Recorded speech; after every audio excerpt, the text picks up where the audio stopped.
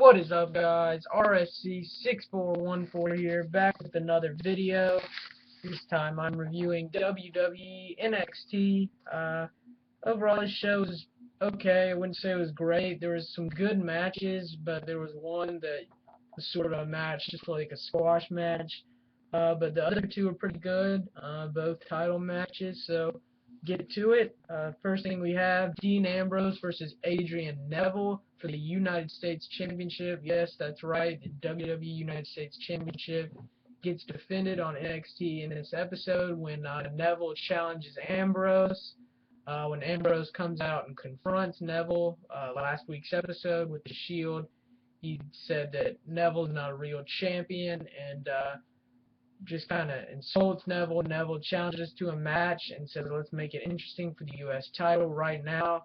Ambrose says, no, we'll do it next week, and then that next week is this week. So that's how that match was set up in the first place, and pretty good match. You knew that Dean Ambrose would most likely win going in because, let's face it, you wouldn't have a U.S. title be lost on NXT's developmental show that doesn't even air on TV in the United States, so that wouldn't make sense. In the middle of the match, Neville hits a crossbody on Ambrose for a near fall.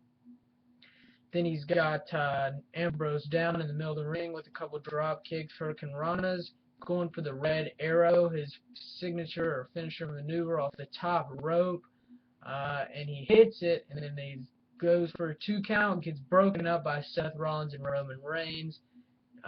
So therefore Ambrose retains the United States Championship via disqualification, via the Shield breaking up the pinfall before he could probably get to the 3 count most likely.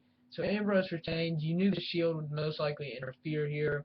They assault Neville, they're beating him down in the middle of the ring, and here comes Corey Graves and Xavier Woods to Adrian Neville's aid, and the Shield evacuate the ring. So next week that sets up a match on NXT, Corey Graves, Xavier Woods, and Adrian Neville versus Roman Reigns, Seth Rollins, and Dean Ambrose of the Shield.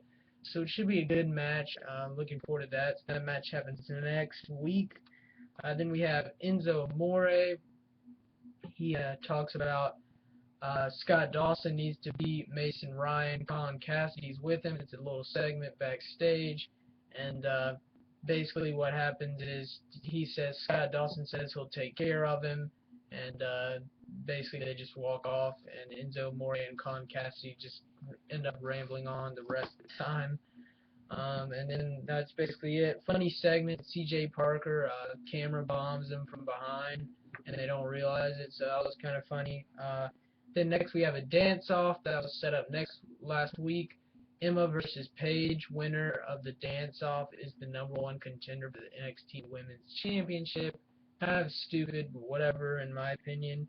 This dance-off was dumb. I would have rather preferred to see a match, but, you know, what are you going to do? Basically, Emma wins with that little move she does like this, and then Summer Rae does the Fandango in the dance-off, and then Emma ends up doing her little dance like this and beats Summer Rae by the fans' reaction. Summer Rae gets angry, takes out Emma, and then basically walks out of the ring. After she lost, she assaults Emma, takes her down with like a leg drop kind of move, and then walks out of the ring. Then later in the show, they announced that Paige faces Summer Rae for the NXT Women's Championship next week, Paige being the champion, obviously, but yet Emma won the dance-off, which would have made her the #1 contender, I thought, but I guess not. So next week, doesn't make sense. That means that dance-off was completely pointless. And this next week, we have Summer Rae versus Paige for the NXT Women's Championship. So I'm interested to see that. Paige will most likely retain. I don't see her losing this since it'll be her first title defense, but that's just me. Then we have Danny Burch versus Tyler Breeze, the newer. He had his debut match a couple weeks ago. Won.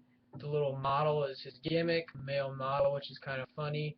Comes out, takes a bunch of pictures of himself, gets in the ring, and then basically beats up Danny Burch, takes more pictures of himself in the middle of the match with his little phone, and then Then after that, he hits Insiguri, and then a spinning heel kick, which is his finisher maneuver, and pins Danny Burch for the 1-2-3. Tyler Breeze wins. Squash match. You knew who was going to win coming in. So no surprise there. It was kind of fun and entertaining to see Tyler Breeze, so can't complain. Then we have Bo Dallas segment. He talks about how he's going to win, how he's going to retain the NXT Championship, and says he's going to make a Bo lever out of everybody or something. And then that stupid pun he always does. The funny thing is, Bo Dallas is a face. No one likes him. So they might as well turn him heel, but whatever. Bo Dallas, Leo Kruger, main event for the NXT Championship. Good match, really good match. I enjoyed this. Good stuff, both guys.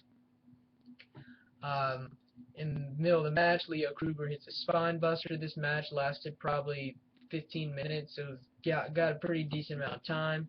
Leo Kruger's spine buster on Bo Dallas, then hits the running clothesline, or the slice as he calls it. Then right after Leo Kruger hits the slice, or the running clothesline, or hanging clothesline, I guess you could call it, he puts Bo Dallas in the GC3, aka the inverted key lock submission maneuver. Bo Dallas eventually rope breaks, and then later on in the match, Bo Dallas ends up getting some offense in and puts Leo Kruger in a submission maneuver. I'm not exactly sure what it was, but he twisted his arm around in the submission maneuver, and Leo Kruger had to tap, so Bo Dallas retains here. I figured he would. Bo Dallas retains, so another probably month with us putting up with Bo Dallas as champion, to much our dismay. But not a huge fan of Bo Dallas, but a good match. So yeah, okay show. Overall grade, I give it is a 4.5 out of 10. Mainly because Bo Dallas and Leo Kruger. The Ambrose Neville match was decent, and the dance-off was pointless. So 4.5 out of 10 is the overall grade I give it. Hope you enjoyed my review. Check out my other videos and subscribe. Thanks, guys.